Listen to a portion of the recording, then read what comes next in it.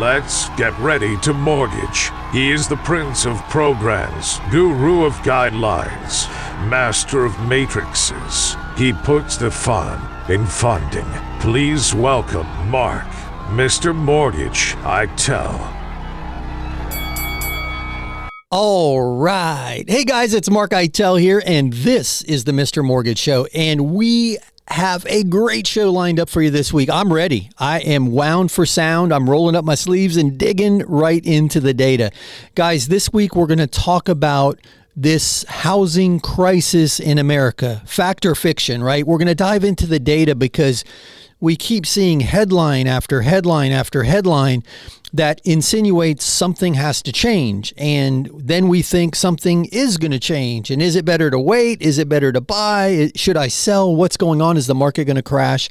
And it all stems from this quote unquote crisis that we're having in the housing market. So I want to dive into that. So we're going to get started here in a second. Guys, if you have questions or comments along the way, call or text 855-462-7292. That's 855-462-7292. I'd love you to participate.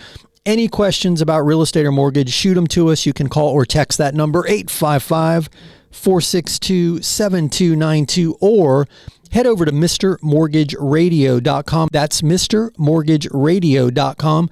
Scroll to the bottom of the page, click that little envelope icon, that email icon, and you can type your question and shoot it over to Jen, my producer, who is womaning the hotline.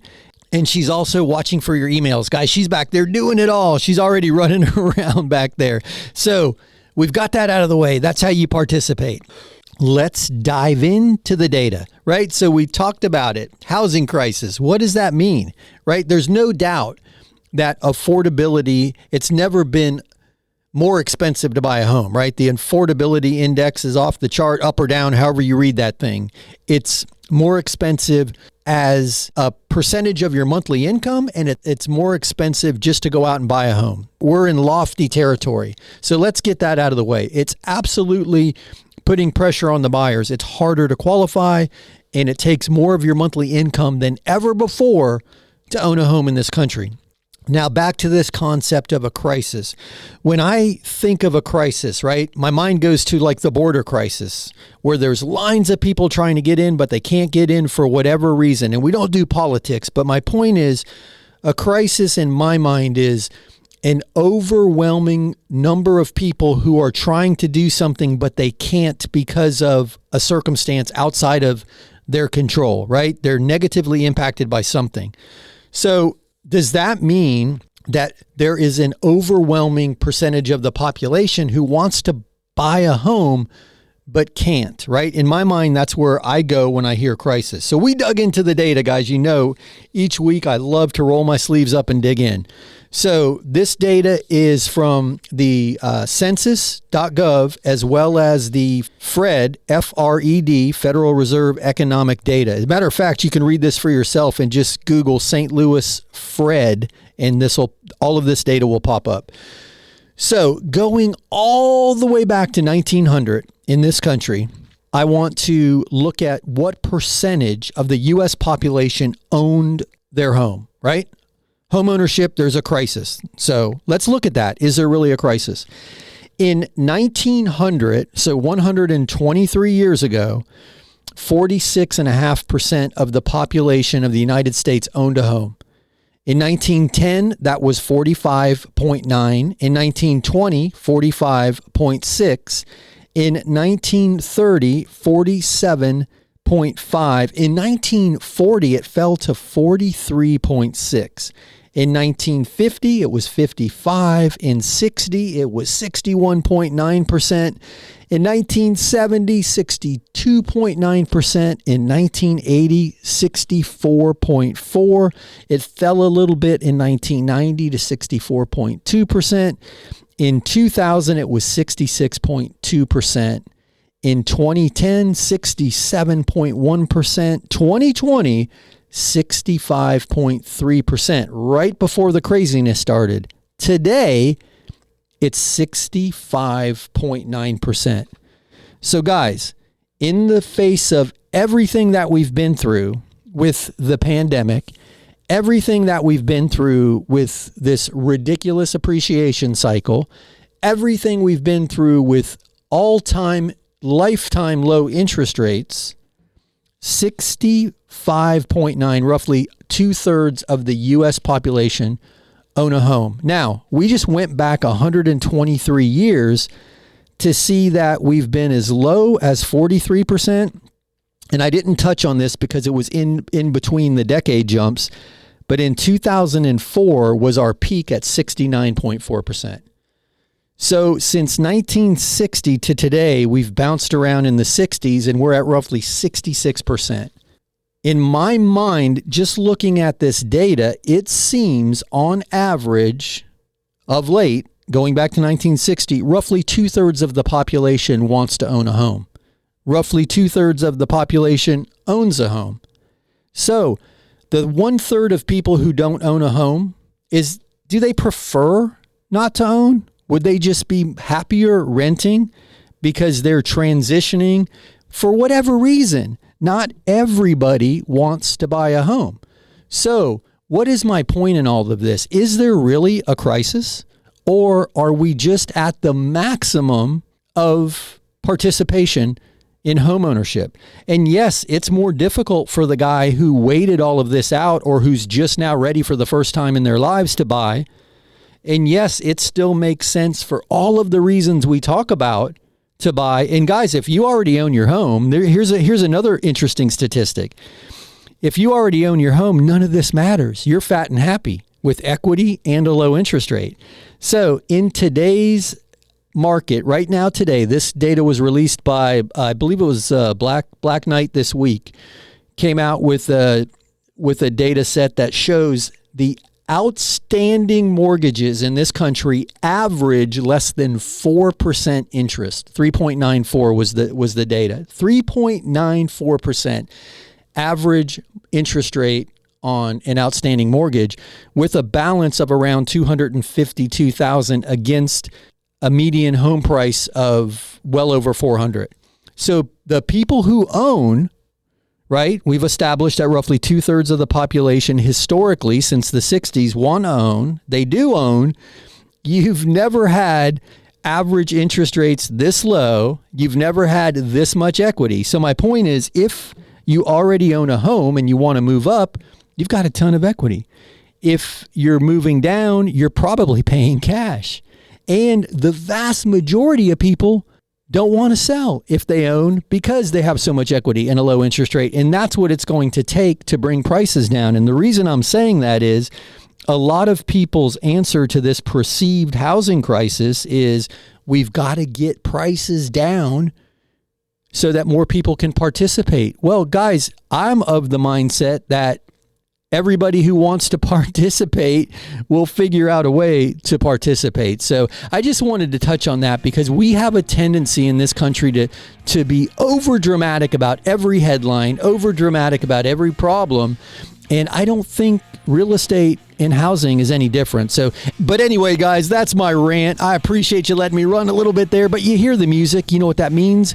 That's my cue. We'll be back in a few. Sit tight on the other side of this very short break. We're going to dive into your questions. Here's another 5-star review.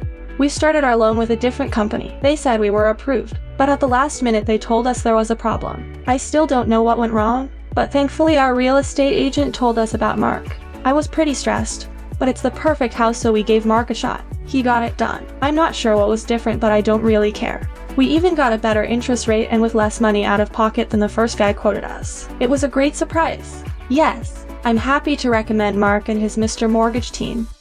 So you think interest rates have gotten too high to refi? Well, not so fast. There are several reasons people refinance. Sure, lowering your interest rate is one, but there's debt consolidation, home improvement, unexpected medical expenses, pulling out some equity to go buy an investment property. Heck, I even know of one guy who refinanced his house so he could buy his mistress a condo. But let's jump back to debt consolidation for a minute. I'm working with a client right now. His name is Ben.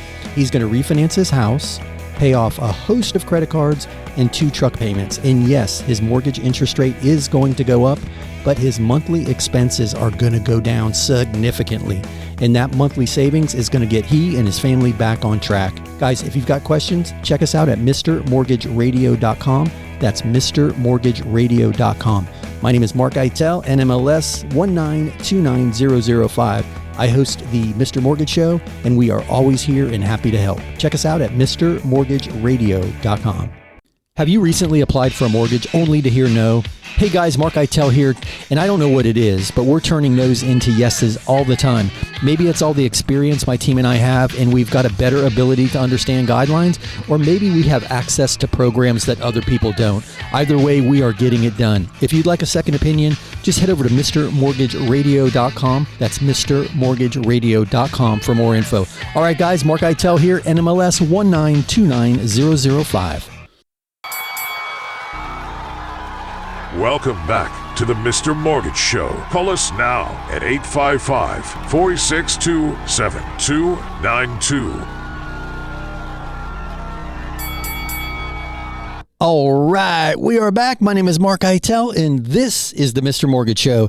And friends, if you've got questions or comments, just call or text 855-462-7292. That's 855-462-7292. That is the Anytime Hotline. Call or text that number, and Jen, who is womanning the hotline, will get your questions on the air. If you prefer to shoot an email, just head over to mrmortgageradio.com. That's mrmortgageradio.com. Scroll to the bottom of the page, click that email icon, and you can shoot her over your questions that way. And guys, all that data from the Federal Reserve and from Census, I'm going to put all that in the Facebook group. And you can find the Facebook group by visiting mrmortgageradio.com and clicking on the Facebook icon. It'll take you right to the Mr. Mortgage Radio Show page. But anyway, guys, I hope that got the gray matter churning. And again, not discounting the difficulty for anybody who's trying to jump in the market today. I get it. It's never been this expensive. But do we really have a crisis? And that's where I wanted to go with that data. Is my belief is that we're never going to get to 100% home ownership. It's super interesting in that data set from the census, how many states are in the 70s and some are lagging. It's super interesting on a local level to see what the economic influences have on homeownership on a very, very localized level. And I would encourage you to visit the Facebook page if you're interested in reviewing some of that data yourself. Again, go to mrmortgageradio.com and click on the Facebook link. But hey, I know we got the party started with that, so I'm going to throw it right over to Jen and get some questions on the air. Hey, Jen, who's ready? Okay, go ahead. George emailed us asking, how much down payment is typically required for an investment property? Hey, George, that is a great question right out of the box with investment property. And we've talked about it recently. There is a huge uptick in the interest in owning investment property. And George, I'm going to answer your question, but that just kind of got my wheels turning. Last week, my hypothesis was people have so much equity that they've got the house's money, if you will, that they're using to buy some rental properties with. And we've established, right, if my theory is correct, and somewhere in the 60% range is the maximum participation rate for homeownership. And guys, we just went all the way back to 1900, and it kind of looks that way. It's never been over 70. Then a large percentage of the population from a number standpoint, because our population is growing, is going to be renting, right? For whatever reason. So if you have the opportunity to be a landlord and take advantage of some of the loan products, like the landlord loan that we talk about so often, it might be an excellent time to consider being a landlord, even at these elevated values, because there are benefits to owning real estate in all markets. So anyway, George, back to your question. I'm just so wound up because I've got all this data spread in front of me, and that's where I geek out. But anyway, so typically you're going to be required to put down 20%. Now, in some circumstances, you can get away with less than that. In others, it may be a bit more. But if we're talking about residential real estate as an investment property, 4 units or less, using a product like the landlord loan, go into it planning for a 20% down payment. You might be pleasantly surprised that you only need to put 15 down. And then depending on property values and perhaps a credit issue, you might be required to put a bit more down. So right around 20% is typically what we're seeing. But great question. Hey, Jen, toss me another question. Rebecca wants to know, can I refinance if I just bought my home last year? We should have decent amount of equity. I'm just not sure if it's too soon. Hey, Rebecca, that's an interesting question. I would love to know why you're refinancing. You mentioned equity, so my assumption is maybe pulling some cash out to make a move, perhaps like we just talked about, and buy some rental property, or maybe you're doing a debt consolidation. So I would be curious to know why so soon, right? Having only owned the property for a year. But if it is to acquire some rental property, it certainly makes a lot of sense to do it, because guys, that's another thing. Pulling equity out of one property to go buy another, all you're doing is trading positions. The equity is in now another property. So it's not like it's costing you any money. I mean, I know there are closing costs. I say that all the time. But if you're pulling $50,000 out of this property and putting it down on that property, now you've got the $50,000 in equity. It's just somewhere else. So that may be what you're doing, Rebecca. And yes, you can do a cash out or a debt consolidation refi if you've owned the property for 12 months. To use the appraised value instead of the purchase price when you're looking at how much money you can extract and establishing the value of the property. In the past, you could do it as soon as 6 months, but there are program guidelines for the majority of programs in that scenario that have pushed that back to a year. Now, that's on a primary residence. There's a whole different set of rules for pulling cash out of investment properties with something like the landlord loan. So assuming you're talking about taking it out of your primary residence and you've owned it for 12 months, you should be fine. But I'd love to talk to you more about it if I'm missing something or if you need some additional information. Hey, Jen, toss me another question. Chris sent us an email. I was on the FSBOzilla site. It's pretty cool. I understand how selling by owner saves money, but as a buyer, does it make sense for me to buy a house from a by owner? Hey, that's a great question, Chris. FSBOzilla, guys, for anybody out there who's scratching their head, that's the For Sale by Owner book that we wrote and program that we put together to help people in this market who are trying to sell their property without hiring an agent and saving that commission expense. So, Chris, to answer your question, that reason right there, that commission expense saving on the seller side, if you're buying a for sale by owner, it might give them more leeway, if you will, to help you with your closing costs or help you with an interest rate buy down. We've got a family right now in the FSBOzilla program. And guys, the FSBOzilla program is free. We simply want to help you get through the process. And in turn, we'd love the opportunity to be your preferred lender and pre-approve all of the buyers. And we've got a family right now going through the FSBOzilla program. They're taking some of the savings on the commission side and doing a seller contribution to help the buyer lower their interest rate. So now their property is easier to sell. And Chris, if you were buying from a for sale by owner, they may be more willing to do that because they don't have that commission expense coming right off the top. So, and guys, anybody who has questions regarding the FSBOzilla program, the book, how to get your copy of it, give us a call, shoot us a text. I'll walk you through it. We're having a lot of fun with that program. Hey guys, but you hear the music, you know what that means. That's my cue. We'll be back in a few. Sit tight on the other side of this very short break. We'll be back with more of the Mr. Mortgage Show. Hey, it's Mark Eitel, host of the Mr. Mortgage Show, and I'm going to interrupt this commercial break to ask you for a favor. If you know any friends, family, coworkers, or the guy in front of you at the grocery line who's talking or thinking about buying or selling or refinancing real estate, I'm hoping I can count on you to help me spread the word, introduce them to me, to the team. You can do that by simply sharing MrMortgageRadio.com. That's MrMortgageRadio.com. Guys, it's Mark Eitel, NMLS 1929005. Now, back to the commercials. Are you thinking of selling your home? Don't let realtor commissions eat away at your hard-earned equity. With FSBOzilla, you can save thousands by doing it yourself. Avoid the tire kickers and pushy realtors. Meet FSBOzilla, your free, no-strings-attached guide to selling your home by owner. You're a do-it-yourselfer, and we respect that. No more dealing with time wasters, tire kickers, or unqualified buyers, and definitely no more pushy realtors trying to snatch your listing. With FizBozilla, you won't have to worry about showing your home to unqualified time wasters. We help you navigate the for sale by owner process safely and securely. FizBozilla, the commission killer, putting the power back in your hands and the equity back in your pocket. Visit fsbozilla.com today, FizBozilla, because you can do it yourself and we're here to help. Check out fsbozilla.com. Welcome back to the Mr. Mortgage Show. Call us now at 855-462-7292.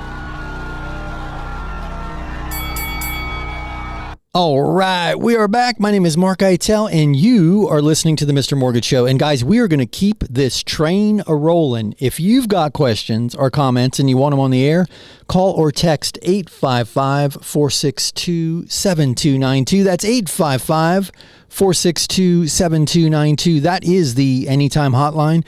And Jen is womanning the hotline. She'll get your questions on the air. And guys, you know it. You can shoot us an email too if you prefer doing that.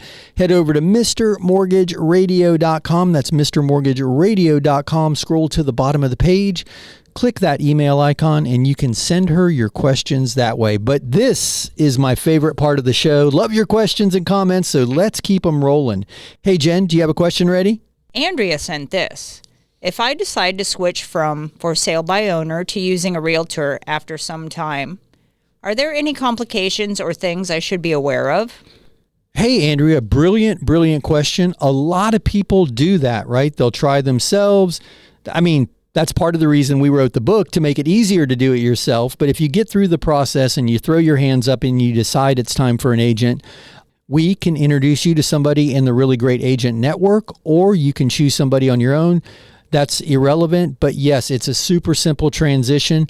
The agent may be able to use some of your collateral material, like your photography, if it's good, and you could save a bit of money that way. But really the big thing is just canceling that for sale by owner listing in Zillow. If you followed the FizBozilla guide, you would have put that live listing as a buy owner on Zillow to get the exposure. You would just cancel that. They would have all of the forms ready for you. You sign with them, they stick it on the MLS and take it from there. So it's a very smooth transition should you choose to try it on your own. A lot of people do that. They'll give themselves a 30-day window and then they'll turn it over to an agent. And if you need help with that, or you want to vet an agent or just be introduced to some really great agents, just reach out to us. I'll be happy to get the ball rolling for you. But great question. Okay, Jen, throw me another question. Lydia wants to know, how does buying a home with a cosigner work? It'll be my first home, and my mother says she'll cosign. Hey, Lydia. Awesome. I'm glad Mom is helping you. You are going to be one of the 66%, so I'm super excited for you. It's an easy process. We're going to take both of your incomes and both of your debts, and the credit scores for both people will be considered, although the lower of the two middle scores becomes the grading score, if you will, in underwriting. But most often where people get a lot of benefit from the cosigner is that additional income. And then you can buy the property as your primary residence, and Mom would be considered a non-occupying co-borrower just to help you over the hump. So that's traditionally how it goes. There are other ways that Mom could help you buy that first home, but from the cosigner standpoint, that's typically how it's structured, and that's what you can expect. Great question, though, and I am so excited for you because buying your first home is one of the big, exciting milestones in life, and I know it's going to be a great experience for you, so that's awesome.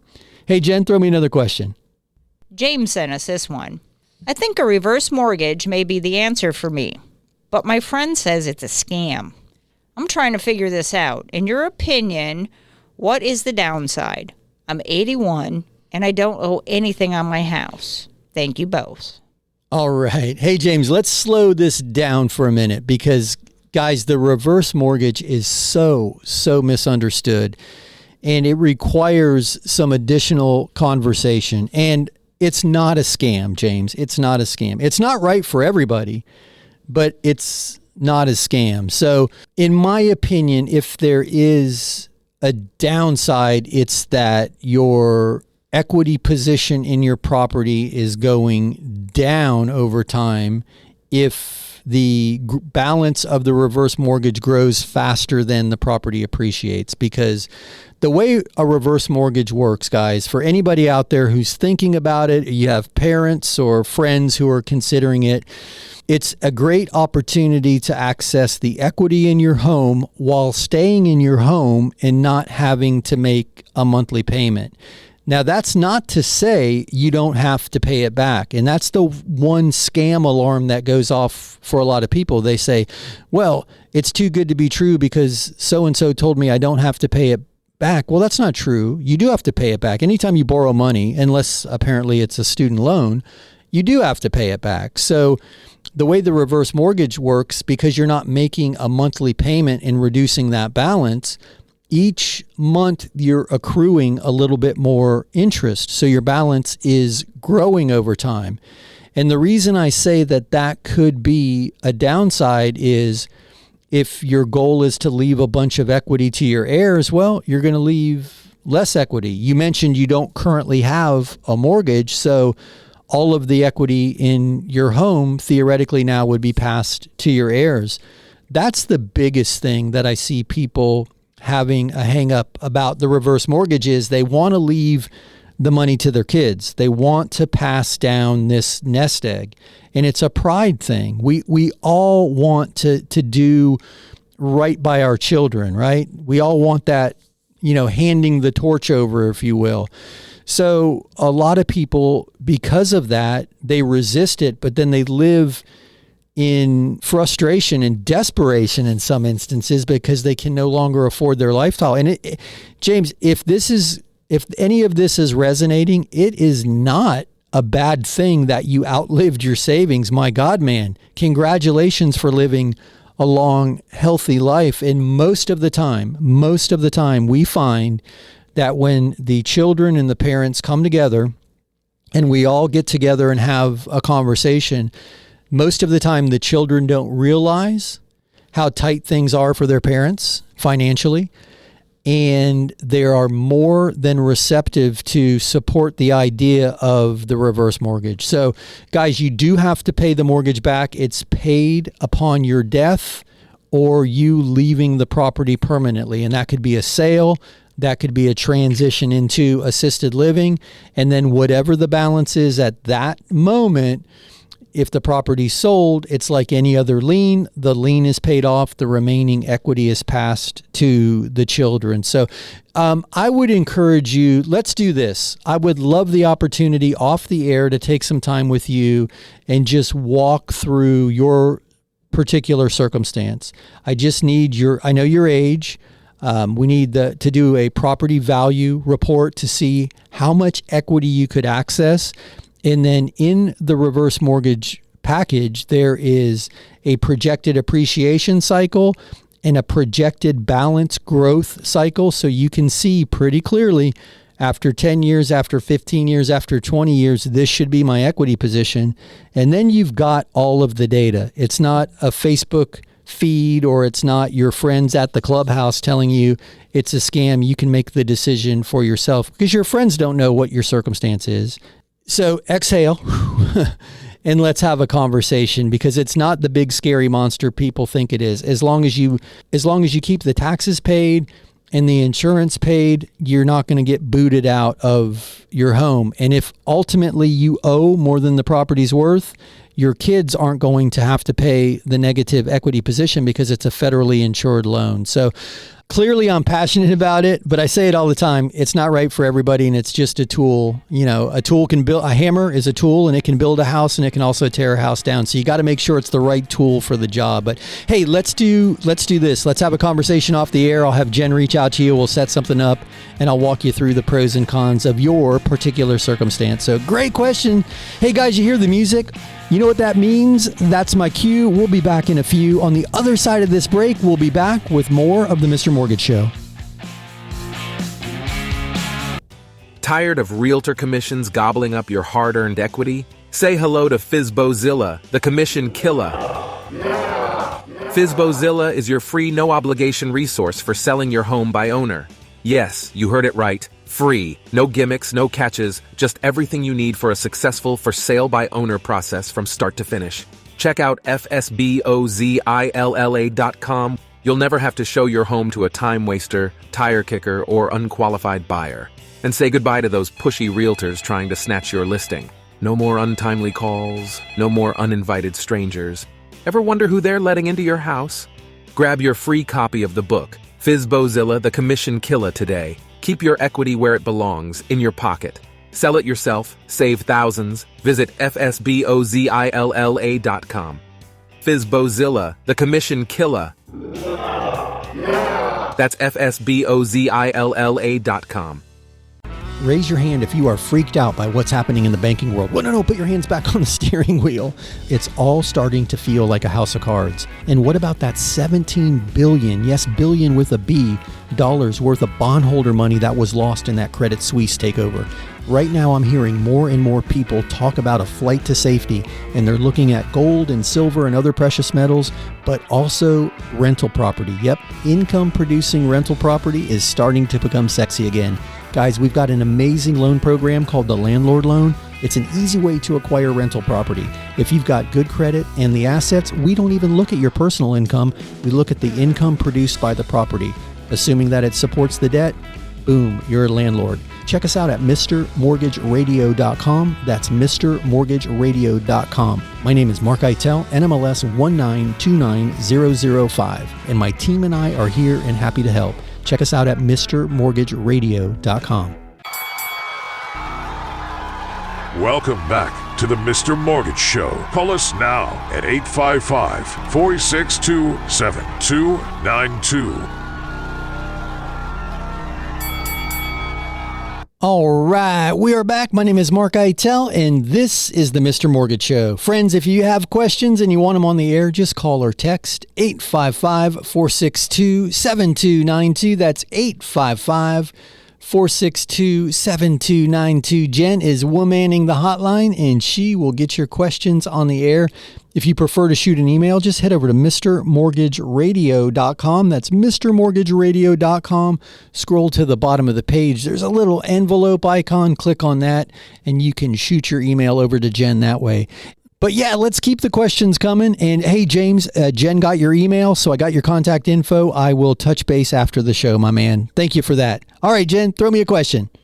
Here's one from Armando. I inherited my parents' home along with my sister and brother. I currently live there and want to buy them out. I don't know where to start. Is something like this even possible? Hey, Armando. Yes, it is absolutely possible. You can either buy it from the estate with a gift of equity, or you can refinance it and take your siblings off the title. It depends on where you are in the process of settling the estate, but we do it all the time. There are a few different ways to tackle it, but it's very, very doable. And just to use, very round numbers, if there's no liens on the property and you each own a third, then you would be taking a mortgage for roughly 2/3 of the value of the property to cash them out, and then your position would remain equity, if that makes sense. If you need more info, just give me a shout. But yes, sir, it is doable, and we see it all the time. But that's a great question, my man. I appreciate that. Hey, Jen, throw me another question. Arthur wants to know, how is the Fitch downgrade U.S. debt going to impact interest rates? Do you think more rate hikes are on the way? Hey, that's a great question. We could get super philosophical about that. I think we saw the immediate impact with a slight increase in interest rates, and any downgrade in quality is going to have to be offset with higher interest to make the investment more attractive, right? Because interest is a risk-based factor. The more risk associated with an investment, the higher the return. So I do think we saw an immediate result in the markets across the board with a bump in interest rates. And then to the other side of it, Possibly. I don't think we're out of the woods economically. I do think the Fed has been cautious in their language and that we could easily have another rate hike, but I think we need a lot more data to report in this current cycle before we've got a good handle on that. But I wouldn't be surprised to see another quarter point before the end of the year. But I appreciate that one. Okay, Jen, let's keep them coming. Here's one from Bella. If we sell by owner, how do we find help with the contract? Should we call an attorney? How do we know they are a good one? Are there any good ones, Bella? Easy, Jen. There are some good ones out there. Yeah, so you're going to most likely need either a title company or a title attorney to close the transaction, record the deed, record the mortgage note. There's a lot on that side that going by owner, you're still going to need the ancillary professionals. So I would encourage you, and if there's not somebody locally that you've already picked out, just shoot me an email and I will refer you a few names to call. But yes, you're going to want either a title attorney, and I say title company because a lot of title companies are either owned or they have an attorney on staff that can help with contract review, and I'd be happy to introduce you to somebody. And for anybody out there who's following the FSBOzilla journey, we wrote the book, we published the website, we've been getting the information out to people. We are now putting a directory together of the ancillary service providers like the title companies and the title attorneys. We could have easily just used all the national companies, but I'm trying to put together a database of people that we've already done business with and feel confident in their level of service, or one of our agent partners have recommended them. So we're taking a little bit of time getting that together where it's just a guide that's published. We're working on it. But in the meantime, if you need somebody in your specific area, just give us a call or shoot us an email and I'll send you back a local referral, and then you can start the process. But that's a great question. Oftentimes you can negotiate the broad strokes, right? You agree on price, agree on a closing date, any contributions, but then you're going to want somebody who knows what they're doing just to make sure all the I's are dotted and the T's are crossed. So another thing we're finding a lot of interest in, and we've got a few of the states already covered, is transaction coordinators, because you can sell your property and hire a transaction coordinator to manage all the key dates. And there are a lot of key dates. There's an inspection period. There's an appraisal period. There's a loan approval period. There's escrow deposit requirement periods. So sometimes having that third party manage that is super, super helpful. And on the grand scheme of things, they're rather affordable. It's somewhere between $400 and $600 in most instances. And a lot of times they'll get paid at closing. So we're putting all of that data together as well. So the FSBOzilla thing kind of ran away from us. There was a lot of interest in it, but we're filling in the blanks. The meat of it's there. And if you need anybody, we have the resources, but it's not published in a guide yet. You'll just have to give us a call. So anyway, thank you for that. Hey, Jen, can you throw me another question? Helen emailed this. I sold my last house by owner and the realtor calls were a nightmare. It was worth it. We pocketed an extra $30,000. But is there a way to avoid these calls? Being on the do not call list didn't help at all. We're getting ready to do it again and appreciate your advice. Thanks. That's an awesome question, and it's a super easy answer. Let us answer the calls for you. By answering the calls for you, we take all of that burden off your plate, and we're pre-screening all of the real buyers, because you're going to get a ton of phone calls from agents.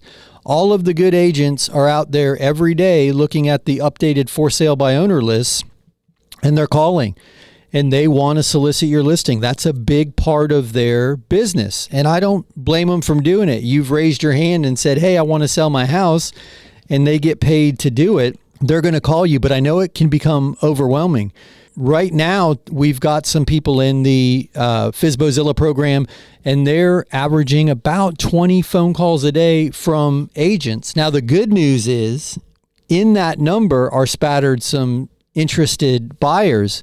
So it's worth the headache. But if you want the headache completely taken off your shoulders, just let us answer the phone calls for you. We'll let all of the agents know that at this time you're not interested, but we'll pass their information along to you so you get, everybody's info.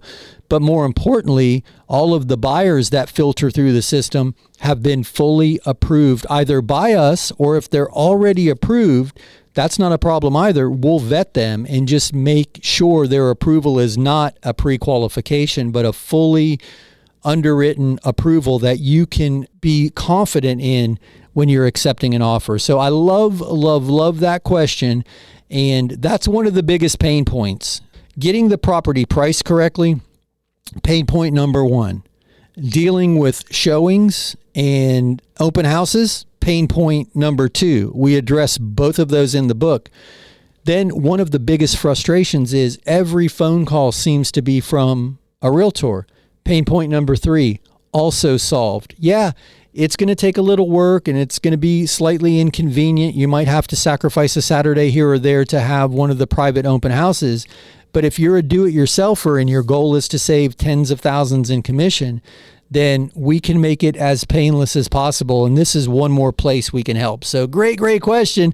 And guys, just because you're on the do not call list, and I might be wrong about this, but it's my understanding that once you put your number in an ad with something for sale, you've invited the phone calls. So I might be wrong about that, but that's my understanding is once you publicly advertise your phone number, then you've invited phone calls. But brilliant question, and not surprised. And I'm excited that you found it worthwhile enough to dive in again. But I hope that helps. Doesn't get any easier than that. Let somebody else do the heavy lifting for you. Anyway, great question. If anybody has questions about that and you want more information, you know how to reach us, MrMortgageRadio.com. All our information is there, or hit us up anytime on the Anytime hotline. But you hear the music, you know what that means. That's my cue. We'll be back in a few. Sit tight on the other side of this very short break. We'll be back with more of the Mr. Mortgage Show. Here's another 5-star review. My wife and I own a small business. And the way our accountant file our taxes, we don't show much income on tax returns. Because of this, it looks as if we don't make the money. This was a problem for our bank when we applied for a mortgage. But not for Mark. He verifies our income by using our monthly bank statements. Mark and his Mr. Mortgage team made a big difference for me. Yes, I am happy to recommend Mr. Mortgage Mark. Have you recently applied for a mortgage only to hear no? Hey guys, Mark Eitel here, and I don't know what it is, but we're turning no's into yeses all the time. Maybe it's all the experience my team and I have, and we've got a better ability to understand guidelines, or maybe we have access to programs that other people don't. Either way, we are getting it done. If you'd like a second opinion, just head over to MrMortgageRadio.com. That's MrMortgageRadio.com for more info. All right, guys, Mark Eitel here, NMLS 1929005. Are you thinking of selling your home? Don't let realtor commissions eat away at your hard-earned equity. With FizboZilla, you can save thousands by doing it yourself. Avoid the tire kickers and pushy realtors. Meet FizboZilla, your free, no-strings-attached guide to selling your home by owner. You're a do-it-yourselfer, and we respect that. No more dealing with time wasters, tire kickers, or unqualified buyers, and definitely no more pushy realtors trying to snatch your listing. With FizboZilla, you won't have to worry about showing your home to unqualified time wasters. We help you navigate the for-sale by owner process safely and securely. FizboZilla, the commission killer, putting the power back in your hands and the equity back in your pocket. Visit fsbozilla.com today, FizboZilla, because you can do it yourself and we're here to help. Check out fsbozilla.com. Welcome back to the Mr. Mortgage Show. Call us now at 855-462-7292. All right, we are back. My name is Mark Eitel, and this is the Mr. Mortgage Show. And you heard the man, 855-462-7292. That's the Anytime hotline. You can call or text that number, or you can head over to MrMortgageRadio.com. MrMortgageRadio.com, scroll to the bottom of the page, click the email icon, and you can send Jen your questions via email. And guys, that's where we put all of the data each week that we talk about on the air. You can find everything at MrMortgageRadio.com. There's a lot of great info there. So, but speaking of Jen, she is back there working her butt off today. I really appreciate you today. Well, I appreciate you every day, but I appreciate how hard you're running back there today. So anyway, let me throw it over to Jen for another question. Mitch wants to know, my son works for a cannabis dispensary and our bank is telling him he can't get a loan because of some laws about weed. It's totally legal here. Are there any options for him? Cannabis. I'm kidding. Interestingly enough, right? The whole legalizing marijuana happened on a state level, and technically, federally, it's still illegal, and federally is how the banking systems are regulated. So that's where the hang up is coming. That's loosening up, and it's just the states got ahead of the federal regulators, and the federal regulators is where the challenge is. They regulate the banks, and they also regulate at a federal level the marijuana laws in this country. But, 2 years ago, that was much more of a challenge than it is now. So I want to encourage you, reach out, and we might be able to help with that because we do have cannabis lenders. We've been involved in this in the past. When the legalization first happened and everybody was scrambling, we were lucky enough to have lenders in our portfolio that would fund mortgages for employees and owners of dispensaries and other ancillary businesses around the cannabis space. So I appreciate that question. You're not alone though. It's super, super confusing. But thank you for that one. Hey, Jen, throw me another one. Here's an email from Isaac. I'm concerned about negotiations. How can I ensure I'm getting the best deal for me when selling a for sale by owner? Wow, that's a tough question. I don't really know how to answer that because I don't know how you define best deal for you, right? I guess maybe that's where you start. Maybe you start by saying, okay, the ideal offer looks like this. X amount of dollars for a sales price, no more than Y amount of dollars for a seller contribution, this number of days for closing the transaction. Do you want a post-closing occupancy clause? Kind of map out what's ideal for you so when you are negotiating, you can hit all of those points because, price is one thing. How quickly you can close the transaction is another thing. And faster is not always better. Sellers sometimes want more time to make that move. So my suggestion would be map that out on paper so when you're in the heat, if you will, of negotiation on a particular offer, you can make sure that you're addressing all of those points. Maybe if you don't get everything you want on one point, but you get more here than you expected, maybe it all balances out. But that would be my encouragement and my suggestion because I don't know how to answer that without understanding, is your ideal situation achievable in your area in this market? That's another thing. Some people have a misconception about the value of the property. We all think our baby's the prettiest, and we often think the same thing about our home. So, I have no advice about how to get $800,000 for a $500,000 property, but the other suggestion would be just kind of paint that ideal picture and then work back towards that when you're negotiating. But if you want to have a deeper conversation, just call me.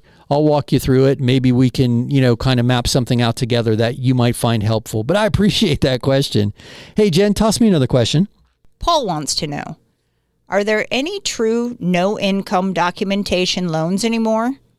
This will be for my personal house, not a rental. Can I still use the landlord loan? Thanks. Hey, Paul, that is a brilliant, brilliant question. And you don't want to use the landlord loan and then lie on your application that you're not going to occupy the property. Now, if you're buying a fourplex or a duplex or a triplex and you're occupying one of the units, that's a whole different scenario. You can do that. But one of the disclosure documents and one of the requirements in the landlord loan application and closing document pack is that you are attesting to not occupying this as your primary residence. And the reason that is because the income that was underwritten for that loan was the rental income from the property or projected rental income. So not your personal income. That's why it's a requirement that it be truly a rental property. And occupancy fraud is a real thing, guys. They're auditing files, and there are people who just go to addresses to confirm that the house is indeed a rental property. So I can't stress strongly enough that you do not want to go that route. Now, here's something that's encouraging. There are some true no income, no employment verification loans that are available. They're typically called the community loan program or some variety of that name. And how it works is if your credit score meets the requirements and your down payment meets the requirements, and you're typically looking at somewhere between 15 and 25% down, and you have 12 months worth of reserves, meaning enough assets to make the property payments for 12 months. So if you had $2,000 a month in principal, interest, taxes, and insurance, and once you bought the property, you had at least $24,000 left over for reserves, then there are programs that are no employment, no income verification. We're verifying assets and credit. And that program has a higher interest rate than conventional financing. It's pretty close to the interest rate of the landlord loan, but it allows you to do what you're wanting to do. You can buy a primary residence, you're not committing occupancy fraud, and you're not having to disclose your employment or your income information. And that loan program goes up to $3 million. So not a lot of people are aware of it. It exists, and I would highly recommend that before you considered occupancy fraud, because any fraud is, you don't want to go that route, brother. But I appreciate the question. I hope that helps, and I would encourage you to reach out if you need more info. All right, Jen, throw me another question, would you? Nicole sent this. A few weeks back, you talked about a way we can sell our house and get an extra 2 months to move. Can you explain that again? I looked through your podcast episodes, but couldn't find it. Yeah, that's a great question. What I was talking about was post-closing occupancy. And how post-closing occupancy works is the buyer allows you to remain in the property after they buy it for a pre-negotiated amount of time, right? And if they're buying the house as their primary residence, that term can't be longer than 59 days. If it's longer than 59 days, it won't qualify for them buying it as a primary with a mortgage. They would have to buy it as an investment property. So that's usually the max on post-closing occupancy, is that 59-day period. But you can negotiate in your sales contract that you need that 59 days to move out of the property, then buying yourself some time to make the transition into your new property a little smoother. And we see a lot of that, guys, but it has to be written a specific way, the language, in order for the buyer to qualify for their mortgage. And that 59-day rule is hugely important. So I hope that helps. Hey guys, you hear the music? Man, oh man, we've wrapped up another week. Where does the time go? Guys, MrMortgageRadio.com. If you need us during the week, MrMortgageRadio.com is where you find everything, including all of the data that we talked about this week. All right, guys, Jen and I are out of here. We'll see you next week, same time, same station. Find us at MrMortgageRadio.com if you need us. Otherwise, be good.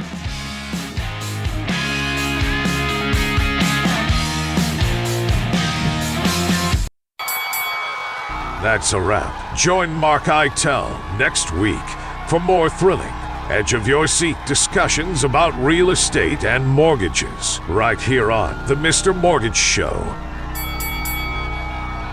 Hey, it's Mark Eitel, host of the Mr. Mortgage Show, and I'm going to interrupt this commercial break to ask you for a favor. If you know any friends, family, coworkers, or the guy in front of you at the grocery line who's talking or thinking about buying or selling or refinancing real estate, I'm hoping I can count on you to help me spread the word, introduce them to me, to the team. You can do that by simply sharing MrMortgageRadio.com. That's MrMortgageRadio.com. Guys, it's Mark Eitel, NMLS 1929005. Now, back to the commercials.